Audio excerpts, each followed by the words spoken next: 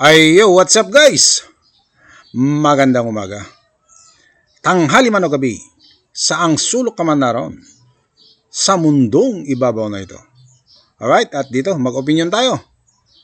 Opinyon ng ordinaryong Pilipino patungkol dito. At siya nga pala, bago ang lahat, ay happy birthday muna kay BP Inday Sara Duterte na ating re-reaksyonan nga ngayon at nandun siya sa Den Haag, The Hague, Netherlands. Pero ang tawag daw doon Den Haag. Ayun. At wag na natin patagalin ang ating opinion at reaksyon. Kaya panoorin natin muna dito sa pangunahing balita muna dito sa UNTV. Alright, pasok UNTV. Vice President Sara Duterte para sa pagdiriwang ng kanyang kaarawan. Ayon sa pangalawang Pangulo, pinili niyang pumunta rito upang makasama ang kanyang ama na si dating Pangulong Rodrigo Duterte na nasa International Criminal Court Detention Facility. Ito ang balita ni Jed Neresina. Iginiit ni Vice President Sara Duterte ang higit na mahalagang responsibilidad para sa kapakanan ng bansa at ng mga Pilipino. Ito ay sa halip na magbigay siya ng tuwirang tugon tungkol sa planong pakikipagkasundo. Ayun at kasama niya dito ang kanyang mother, ang unang asawa ng Pangulo ito, si Miss Elizabeth Zimmerman, ang ina ni BP Inday Sara na unang asawa naman ng dating Presidente Duterte na nandyan nga ay pinili nilang dyan mag-celebrate at bisitahin ang kanyang ama. Alright, tuloy natin ang pakikinig. Ni Pangulong Ferdinand Marcos Jr. sa kanilang pamilya. Unang-una, hindi na muna siguro ako magsalita about reconciliation dahil hindi naman mahalaga siguro ang mga personal na problema ng mga tao. No? Ang mas mahalaga is yung taong bayan at yung bayan natin. Naunang nagpahayag si Pangulong Marcos Jr. na handa siyang makipagkasundo sa pamilya Duterte sa gitna ng gusot na kinakaharap ng dalawang pamilya na lumala pa matapos ang pag-aresto at pag-turnover sa International Criminal Court kay dating Pangulong Rodrigo Duterte. Dagdag pa ng Pangulo, mas nais niya na maging mapayapa ang pagtatrabaho ng lahat. Ako, ang habol ko ay yung stability, peaceful, para magawa namin yung trabaho namin. Kaya Yun, nako po, Mr. President. Nasasabi nyo yan, ito yung ating opinion dahil nga sa nagdaang eleksyon ay parang lumambot na naman. O dati namang malambot, sabi nga ay mabait daw ang ating presidente. Parang ito yung opinion natin na para sa akin, napagtanto niya na wala talagang mangyayari kapag kinalaban ang mga Duterte. Pero sabi nga ni Atty. Sal Panelo na iuwi muna si Pangulong Duterte dito sa Pilipinas bago niya sabihin yung pakikipagkasundo na yan. Para sa aking opinion naman ay dapat lang talaga. Kung gusto niya talaga ng reconciliation sa mga Duterte ay iuwi niya muna. At sabi na nga ni Atty. Kopman na lead counsel ni Pangulong Duterte na nasa Malacanang ang tunay na prosecutor ni PRRD.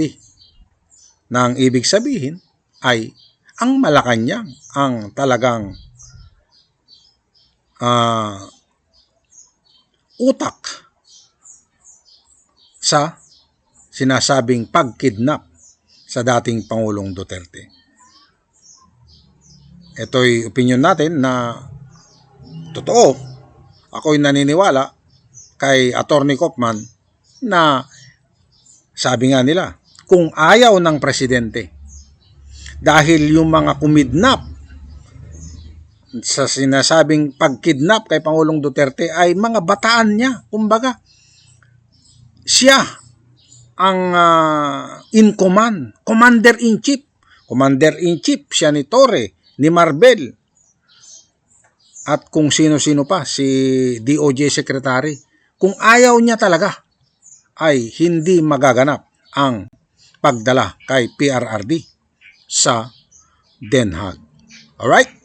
Tuloy natin ang pakikinig at ituloy din natin ang magreaksyon. Ako, laging akong bukas sa ganyan. I'm always open to any approach na alika magtulungan tayo. Diba? Kahit hindi tayo magkasundo sa polisiya, hindi tayo magkasundo. Gawin nyo yung trabaho pero huwag na tayong nanggugulo. Samantala, kaugnay ng Sino ba ang nanggugulo, Mr. President? Alangan naman yung Duterte ang nanggugulo. Nagre-react lang sila sa ginagawa nyo sa kanila. Di ba? Pinahirapan nyo ang matalik na kaibigan ng mga Duterte, ang SMNI. Sino ba ang nanggugulo? Kung ang pulisiya na lang na para sa tao ang gawin ninyo, pinabayaan nyo na mamayagpag. Sabi nga ng inyong kapatid na ang administrasyon ninyo ay pinamumunuan ng Romualdez Araneta government. Hindi kayo. Ayon yan sa inyong kapatid na si Senator Jaime Marcos. Mismong kapatid na ninyo na sinabi na nga na bibihira ang mapagbigyan ng pangalawang pagkakataon na maluklok muli ang isang pamilya sa Malacanang. At yun na nga, nangyari nga sa inyo. After 30 years, na iluklok ulit ang isang Marcos. Di ba? Dapat ay na-challenge na rin dapat kayo sa sinabi ni Pangulong Duterte na weak leader kayo. Pero pinabayaan nyo nga na mamuno yung sinasabi ni Senator Marcos na Romualdez at Araneta government. Hindi lang natin opinion ito, naniniwala tayo sa pahayag ni Senator Jaime Marcos. Alright? Tuloy natin ang pakikinig. ng May 2025 survey ng Social Weather Stations o SWS. Sinang-ayunan ni VP Duterte ang 68% na nagsasabing dapat harapin ang kaso ng impeachment, sagutin ang mga paratang ng korupsyon at linisin ang kanyang pangalan. I totally agree. Kasama ako dyan nagsasabi at ako ay parang thankful sa opportunity na malinis yung pangalan ko at masagot yung mga akusasyon sa akin.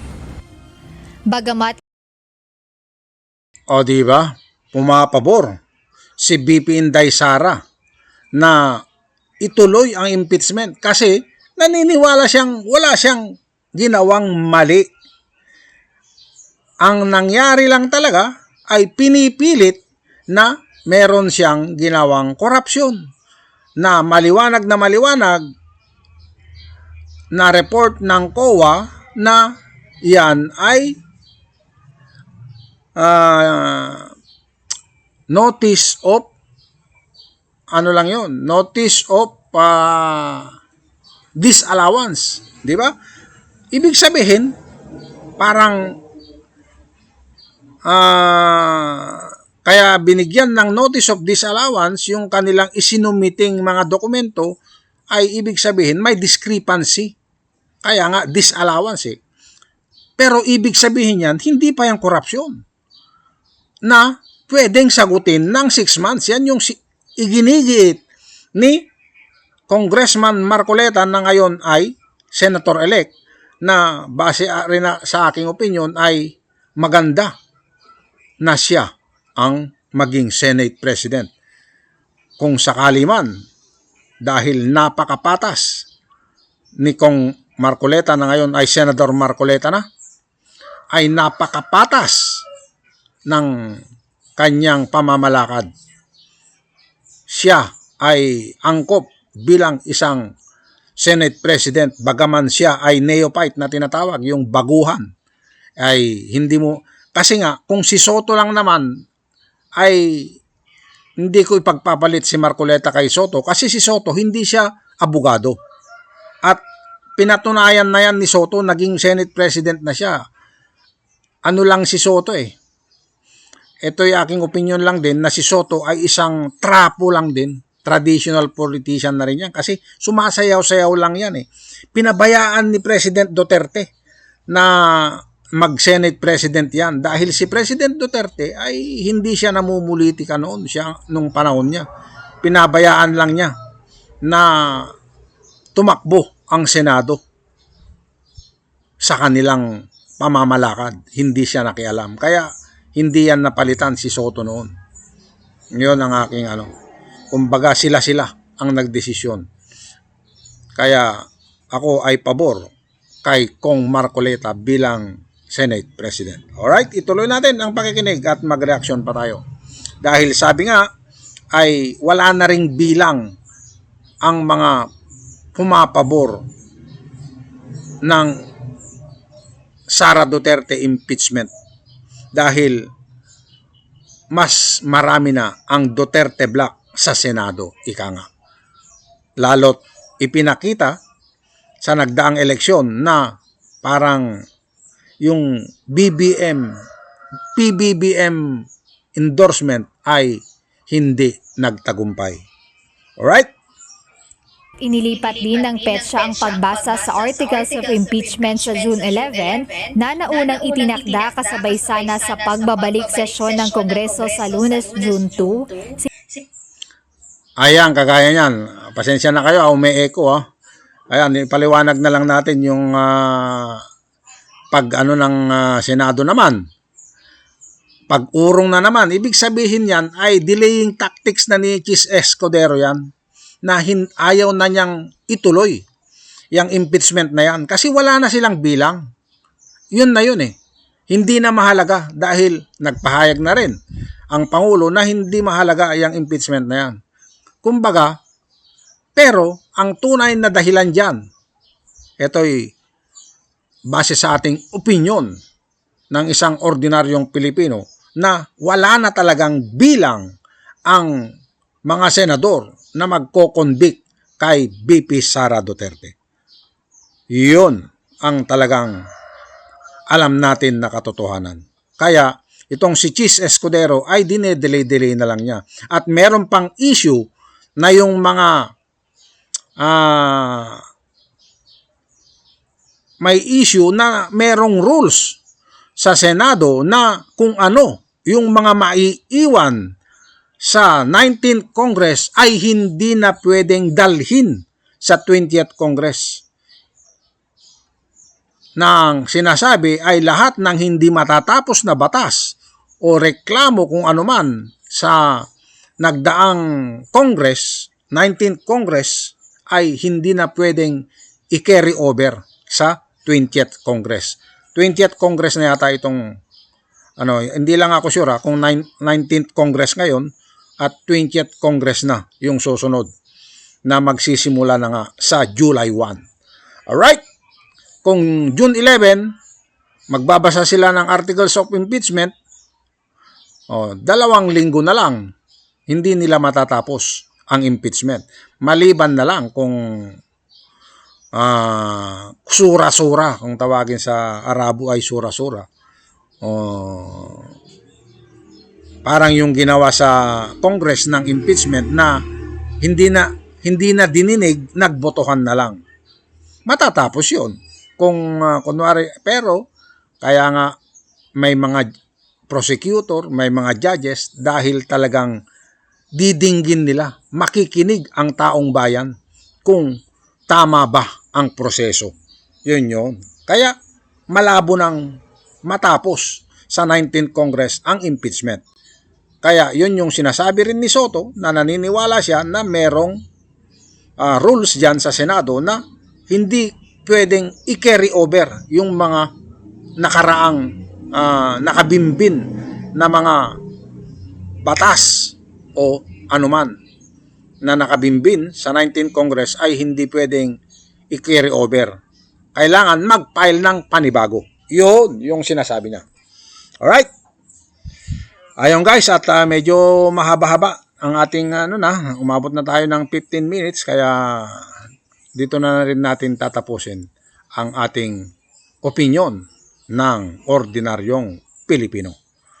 Alright? Hanggang sa muli, ang iyong kaibigang Roman Carino. Hindi pala. Si Viral News, my opinion. Na wala na pala ang ating